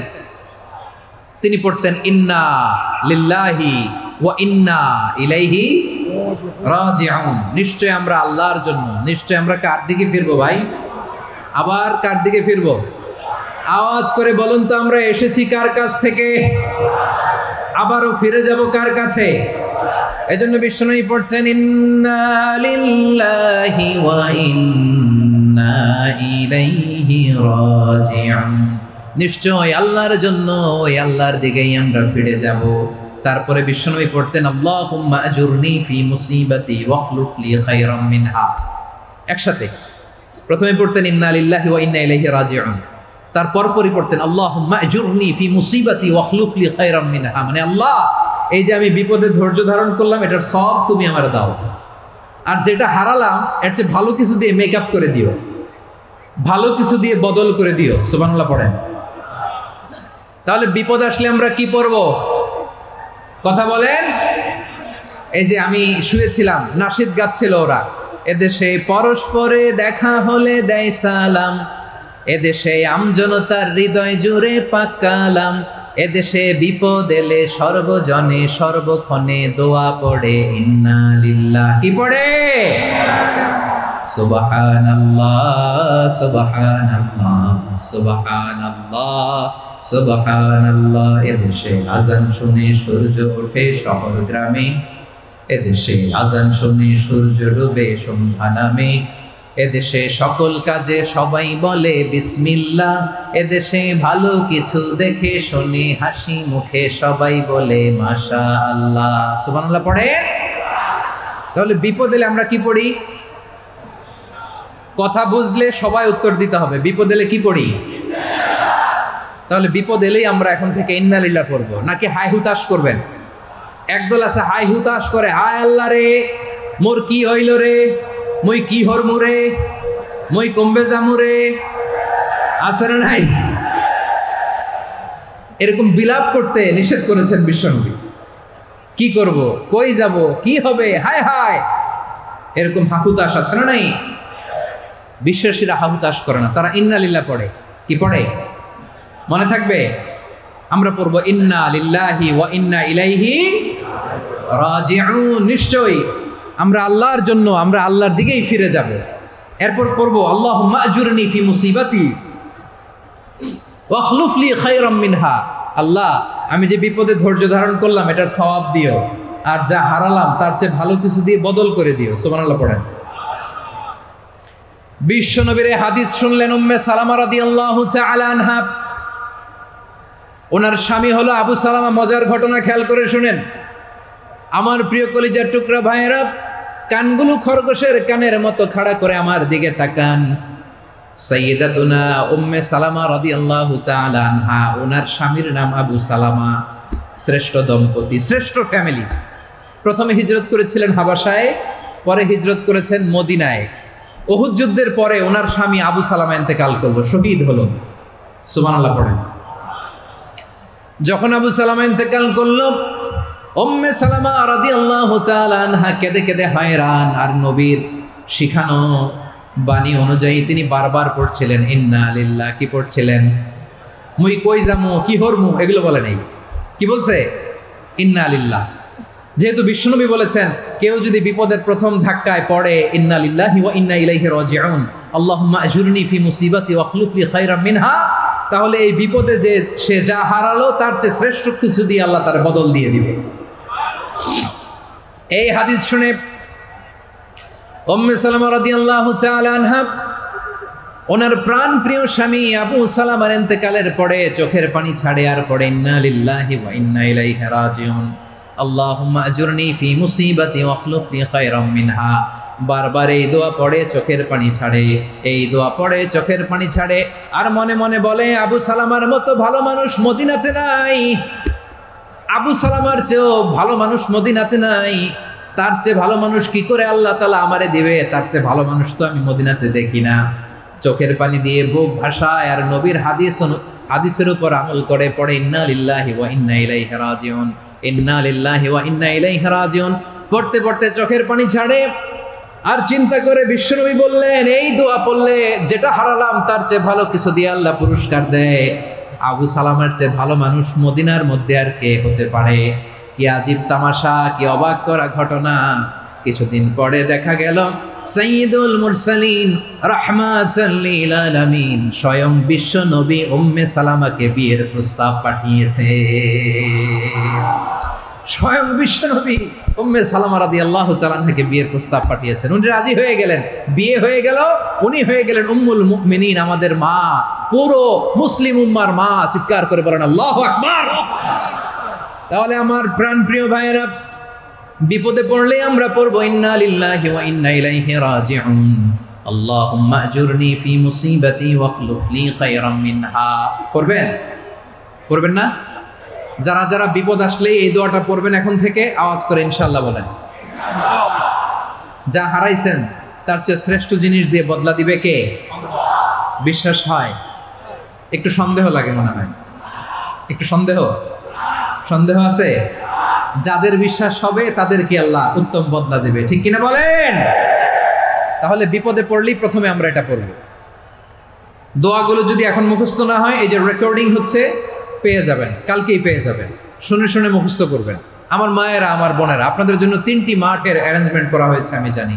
আপনারাও এই দোয়াগুলো পড়বেন, আপনার স্বামীকে শেখাবেন, সন্তানকে শেখাবেন, আপনার পুরো পরিবারটাকে জান্নাতের টুকরো বানিয়ে দিবে কে? তাহলে বিপদ আসলে প্রথমে কি পড়তে হবে এটা জেনে গেলাম। এরপরে বিপদ আসলে নিজেকে কি করে আল্লাহর কাছে সঁপে দিতে হয় এটাও জানার দরকার আছে না নাই? বিপদে প্রথমে ইন্না লিল্লাহ পড়লাম, ধৈর্য ধারণ করলাম, বিপদ থেকে উদ্ধারের সর্বোচ্চ চেষ্টা করলাম। আমার কাজ যখন শেষ তখন আমি আমার এই বিষয়টা আল্লাহর কাছে সঁপে দিব। কার কাছে সুপর্দ করব? কার কাছে? বিপদে বললে কেমন করে নিজেকে আল্লাহর কাছে সঁপে দিতে হয় আসুন সাইয়েদনা ইব্রাহিম আলাইহিস সালামের জীবনী থেকে জানি। আল্লাহর খলিল ইব্রাহিম আলাইহিস সালাম আমাদের মতো সমাজ ব্যবস্থা পায় নাই। আমরা জন্মের পরে আমাদের কানের ভেতরে আজান দিয়েছে কে? একামত দিয়েছে কে? আমাদের বাপদাদারা আমাদের কানে আজান দিয়েছে কি? দেয় নাই। আমাদের জন্মের পরেই তো আজান, একামত, বাড়ির পাশে মসজিদ, প্রতিদিন আজান, জুমার খুতবা, প্রতি মাসে মাসে তাফসিরুল কোরআন মাহফিল, মসজিদ, মিনারা, অভাব নাই, ঠিক কিনা বলেন? আপনি যেই সুন্দর ইসলামিক এনভায়রনমেন্ট পেয়েছেন, আমাদের ইব্রাহিম খলিল উনিও কি এরকম পেয়েছিলেন? হ্যাঁ, উনি জন্মের পর পরে ওনার কানে আজান দিয়েছে কেউ? আমার প্রিয় ভাইরা, আগা গোড়া একটা শিরকি পরিবেশ উনি জন্মগ্রহণ করেছেন। উনি ছাড়া ওই তল্লাটে একজনও আল্লাহর উপর বিশ্বাসী নাই। কল্পনা করতে পারেন? গোটা তল্লাটে, গোটা দেশে বিশ্বাসী মুমিন, আল্লাহর উপর বিশ্বাস স্থাপনকারী কয়জন? সবাই বলেন কয়জন? বাকি সব মুশরিক। বাকি সব মুশরিক নিজের সাথে নিজে শক্ত বোঝাপড়া করে, অ্যানালজি করে, সেলফ কনভারসেশন করে উনি মহা সত্যের সন্ধান পেয়েছে। উনি আকাশের তারা দেখে ভাবে মনে হয় এটাই আমার খোদা, পরে দেখে তারা নাই, মনে মনে বলে না তাইলে এটা না। আবার চাঁদ দেখে বলে চাঁদটা বড় মায়া লাগে, মনে হয় এটাই আমার রব, পরে দেখে চাঁদও নাই, কয় না এটা না। এরপরে দ্বিপ্রহরের জলজলে সূর্যটা খাঁ খাঁ করে গোটা পৃথিবীটারে রৌদ্র দিয়ে তাতিয়ে রাখে। তিনি ভাবলেন মনে হয় এটাই আমার রব, কারণ এটাই তো সবচেয়ে বড়। কিন্তু বিকেল বেলা ওই সূর্যটাও যখন চলে যায়, সাইয়েদনা ইব্রাহিম বলে না এটাও তো নাই, আমার খোদা যদি আমারে ছেড়ে চলে যায়, বিপদে পড়লে আমারে উদ্ধার করবে কে? এভাবে নিজের সাথে অ্যানালজি, সেলফ কনভারসেশন করতে করতে করতে তিনি মহা সত্যের সন্ধান পেয়েছেন। সুবহানাল্লাহ বলেন। সব শেষে তিনি ডিসিশন নিয়ে ঘোষণা দিলেন, ইন্নী ওয়াজ্জাহতু ওয়াজহিয়া লিল্লাযী ফাতারাস সামাওয়াতি ওয়াল আরদা হানিফান ওয়া মা আনা মিনাল মুশরিকিন। নিশ্চয় আমি এমন সত্তার দিকে মনোনিবেশ করলাম, মুখাপেক্ষী হলাম যিনি আকাশ বানিয়েছেন, জমিন বানিয়েছেন, আমি মুশরিক নই। সুবহানাল্লাহ। পারতেন, আপনি পারতেন? কেউ নাই, লক্ষ লক্ষ মুশরিক, আপনি একা। ওনার মতো এরকম বিচক্ষণতা দিয়ে আল্লাহরে খুঁজে পাইতে পারতেন আপনি? কি নবী ছিল, আল্লাহকে খুঁজে পেয়েছে। যখন আল্লাহর ইবাদত শুরু করলো, এই কথা ছড়ায় পড়লো চারদিকে। নমরুদ সাইয়েদনা ইব্রাহিমকে ডেকে পাঠালেন। নমরুদ বলে, ইব্রাহিম তুমি নাকি মূর্তির পূজা না করে কোন নতুন রবের ইবাদত করো, কে তোমার রব? সাইয়েদনা ইব্রাহিম বললেন, রব্বি আল্লাযী ইউহয়ী ওয়া ইউমীত, আমি এমন রবের ইবাদত করি যিনি জীবন দেন, যিনি মৃত্যু দেন। নমরুদ বলে, তাই নাকি? তোমার রব জীবন দেয়, মৃত্যু দেয়, আর এটা তো আমি দেই। আমিও তো জীবন দেই, আমিও তো মৃত্যু দেই। সাইয়েদনা ইব্রাহিম বললেন, কেমন করে তুমি জীবন দাও, মৃত্যু দাও, একটু দেখাও তো। নমরুদ জেলখানা থেকে দুজন কয়েদিকে ডেকে আনলো। কয়েদি এনে অর্ডার করলো, একটাকে এখনই শিরোচ্ছেদ, হেড অফ, ডেথ পেনাল্টি, মৃত্যুদণ্ড দেয়া হলো। ফিনকি দিয়ে রক্ত বেরোলো। নমরুদ বলে, দেখো দুজনকে ধরে আনলাম, একজন কয়েদিকে দিলাম ডেথ পেনাল্টি, মৃত্যুদণ্ড, ওরে মৃত্যু দিলাম। আরেকজন যে দাঁড়িয়ে আছে, চাইলে ওরেও আমি মৃত্যুদণ্ড দিতে পারি, কিন্তু না, ওরে আমি দিব না, ওরে আমি বাঁচায় দিলাম, ছেড়ে দিলাম, মানে জীবন দিলাম। দেখো ইব্রাহিম, তোমার চোখের সামনে একজনরে মৃত্যু দিলাম, আরেকজনরে জীবন দিলাম। আপাত দৃষ্টিতে তাই তো, একজনরে তো জীবন দিল, আরেকজনরে মৃত্যু দিল। সাইয়েদনা ইব্রাহিম আবার বিপাকে পড়ে গেলেন। কিন্তু এক একজন নবীকে আল্লাহ এমন উইজডম, বিচক্ষণতা দিয়ে এই জমিনে পাঠিয়েছেন। মুহূর্তের মধ্যে আল্লাহর খলিল ইব্রাহিম বললেন, فإن الله يأتي بالشمس من المشرق فأتي بها من المغرب فبهت الذي كفر। আল্লাহর খলিল ইব্রাহিম বললেন, নমরুদ বুঝলাম তুমি জীবন দাও, মৃত্যু দাও, দেখলাম, কিন্তু আমার রব, আমার আল্লাহ প্রতিদিন সকালবেলা উষা লগ্নে ওই পূর্ব দিগন্ত থেকে সূর্যটাকে উদিত করেন, সাঁঝের বেলা, বিকেল বেলা, কুথুরি লগ্নে, সন্ধ্যা বেলা ওই দ্বিপ্রহরের জলে সূর্যটাকে পশ্চিম দিগন্তে ডুবিয়ে দেন।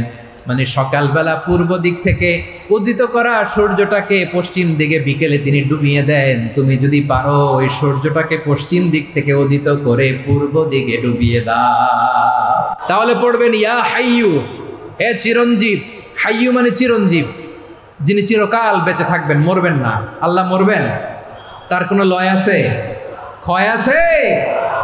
সূরা রহমানে আল্লাহ বললেন, কুল্লু মান আলাইহা ফানি ওয়া ইয়াবকা ওয়াজহু রাব্বিকা যুল জালালি ওয়াল ইকরাম ফাবিআইয়ি আলাই রাব্বিকুমা তুকাল্লিবান। জমিনে যা আছে সব ফান, ভ্যানিশ হয়ে যাবে, নিশ্চিহ্ন হয়ে যাবে, শেষ হয়ে যাবে, সব বিলুপ্ত হয়ে যাবে, একজন ছাড়া। জোরে বলেন তিনি কে? ইয়া হাইয়ু। আমার সাথে আওয়াজ করে পড়েন, ইয়া হাইয়ু, ইয়া কাইয়ুম, ইয়া হাইয়ু, ইয়া কাইয়ুম বিরহমাতিকা আস্তাগীথ আসলিহ লি শা'নি কুল্লা ওয়ালা তাকিলনি ইলা নাফসি তরফাতা আইন। এভাবে দোয়া করলে আপনাকে বিপদ মুক্ত করবে কে? এই দোয়াটা কেন পছন্দ আল্লাহর কাছে? কারণ এখানে আল্লাহর দুইটা সুন্দর নাম আছে, গুণবাচক নাম, আল হাই আল কাইয়ুম, এ দুটো নাম আছে এখানে। আবার এই দুইটা আয়াতুল কুরসির অংশ। আয়াতুল কুরসির শুরু তো এটা আছে না নাই? হ্যাঁ, আছে না নাই? 3 নাম্বার কারণ এটা ইসমে আজম। কোন দোয়াটা ইসমে আজম? যে দোয়া ওসিলায় দোয়া করলে আল্লাহ দোয়া ফেরায় না। অনেকগুলো মত আছে, সবচেয়ে ভ্যালিড মত হচ্ছে এটা, ইয়া হাইয়্যু ইয়া কাইয়্যুম, এর ওসিলা দিয়ে দোয়া করলে দোয়া কবুল করে কে? 2 নম্বরে বিশ্বনবী মারাত্মক বিপদে পড়লে আরেকটা দোয়া পড়তেন, আল্লাহুম্মা ইন্নী আবদুক। আগে দোয়াটা পড়ি, শুনেন। আল্লাহুম্মা ইন্নী আবদুক ওয়া ইবনু আবদিক ওয়া ইবনু আমাতিক নাসিয়াতি বিয়াদিক মাদিন ফিয়া হুকমুক আদলুন ফিয়া কাদাউক আসআলুকা বিকুল্লি ইসমিন হুয়া লাক সাম্মাইতা বিহি নাফসাক আও আনজালতাহু ফি কিতাবিক আও আল্লামতাহু আহাদাম মিন খালকিক আও ইস্তা'সারতা বিহি ফি ইলমিল গায়বি ইনদাক আন তাজআলাল কুরআনা রাবিআ কলবি ওয়া নূরা সাদরি ওয়া জালাআ হুজনি ওয়া যাহাবা হাম্মি। সুবহানাল্লাহ পড়েন। বিশ্বনবী বলতেন, আল্লাহুম্মা ইন্নী আবদুক, ও আল্লাহ আমি আপনার গোলাম, ওয়া ইবনু আবদিক, গোলামের ঘরের গোলাম, ওয়া ইবনু আমাতিক, বাদীর ঘরের গোলাম। মানে আল্লাহ আমি আপনার গোলাম, আমার বাবা আব্দুল্লাহ ছিল আপনার গোলাম, আমার মা আমিনা ছিল আপনার বাদী। মানে আমরা গোলাম বংশের, সব গোলাম। নিজের এর চেয়ে আর ছোট করে আল্লাহর কাছে উপস্থাপন করা যায় আমার ভাইরা? কথা কি বুঝতেছেন? নিজেকে এর চাইতে ছোট, নগণ্য আর তুচ্ছ করে আল্লাহর সাথে প্রেজেন্ট করা যায়? বিশ্বনবী বললেন, ও আল্লাহ আমি আপনার গোলাম, গোলামের ঘরের গোলাম, দাসীর ঘরের গোলাম, নাসিয়াতি বিয়াদিক, আমার মাথার চুলের ছুটি আপনার হাতের মুঠোয়। আপনি ডানে টান দিলে আমি ডানে যেতে বাধ্য, আপনি বাঁয়ে টান দিলে বাঁয়ে যেতে বাধ্য। সুবহানাল্লাহ বলেন।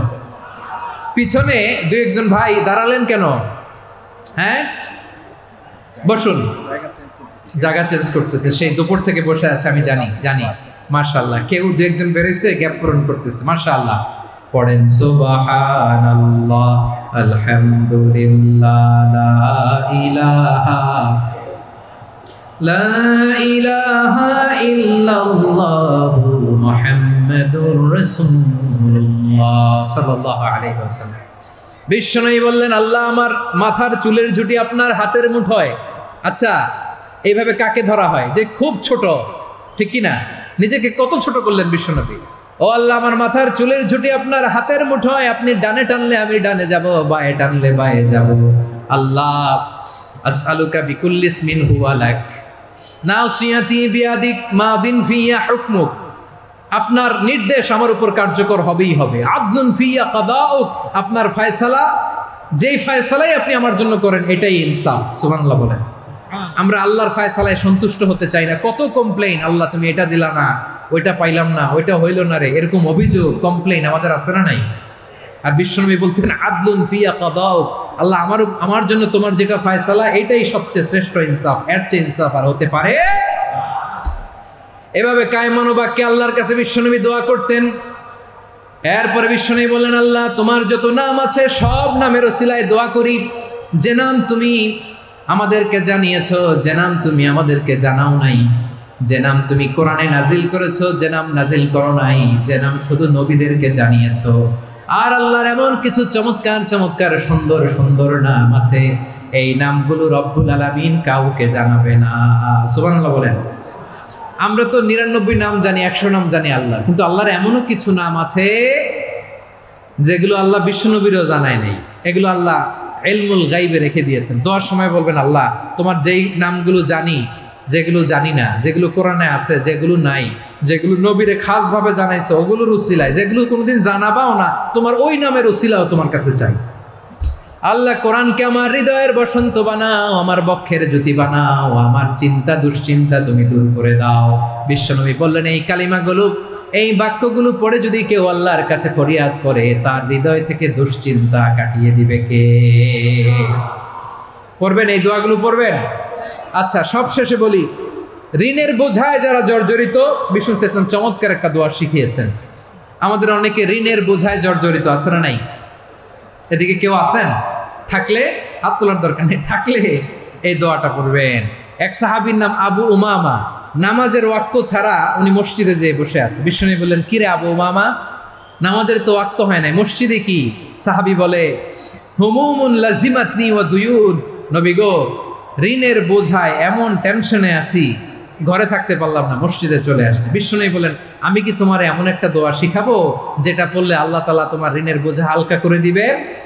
আবু উমামা বললেন, ইয়া রাসূলুল্লাহ, অবশ্যই শিখাবেন। বিশ্বনবী বললেন, তাহলে তুমি পড়বা, আল্লাহুম্মা ইন্নী আউযু বিকা মিনাল হাম্মি ওয়াল হাযান ওয়া আউযু বিকা মিনাল জুবনি ওয়াল বুখল ওয়া আউযু বিকা মিন গালাবাতিদ দাইনি ওয়া কাহরির রিজাল।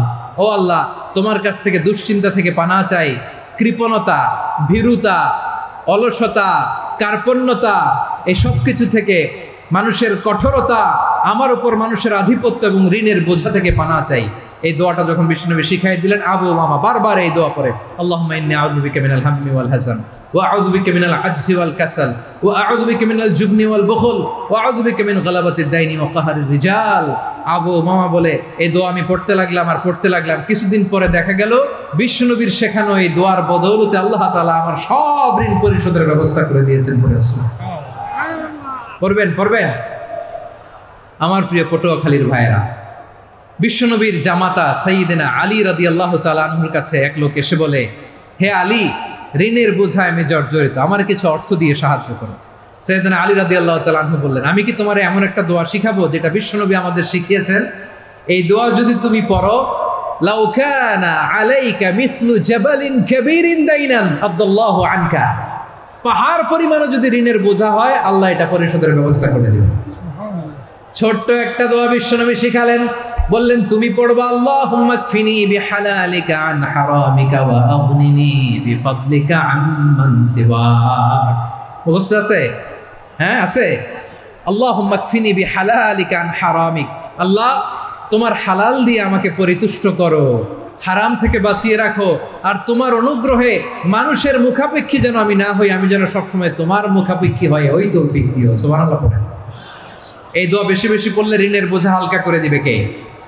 তাহলে প্রিয় ভাইয়েরা, বিপদে পড়লেই প্রথমে কি পড়বেন? পটুয়াখালী ভুইলা গেছে। বিপদে পড়লেই প্রথমে ইন্না লিল্লাহ কি বলে নিজেকে আল্লাহর কাছে সঁপে দিতে হয়?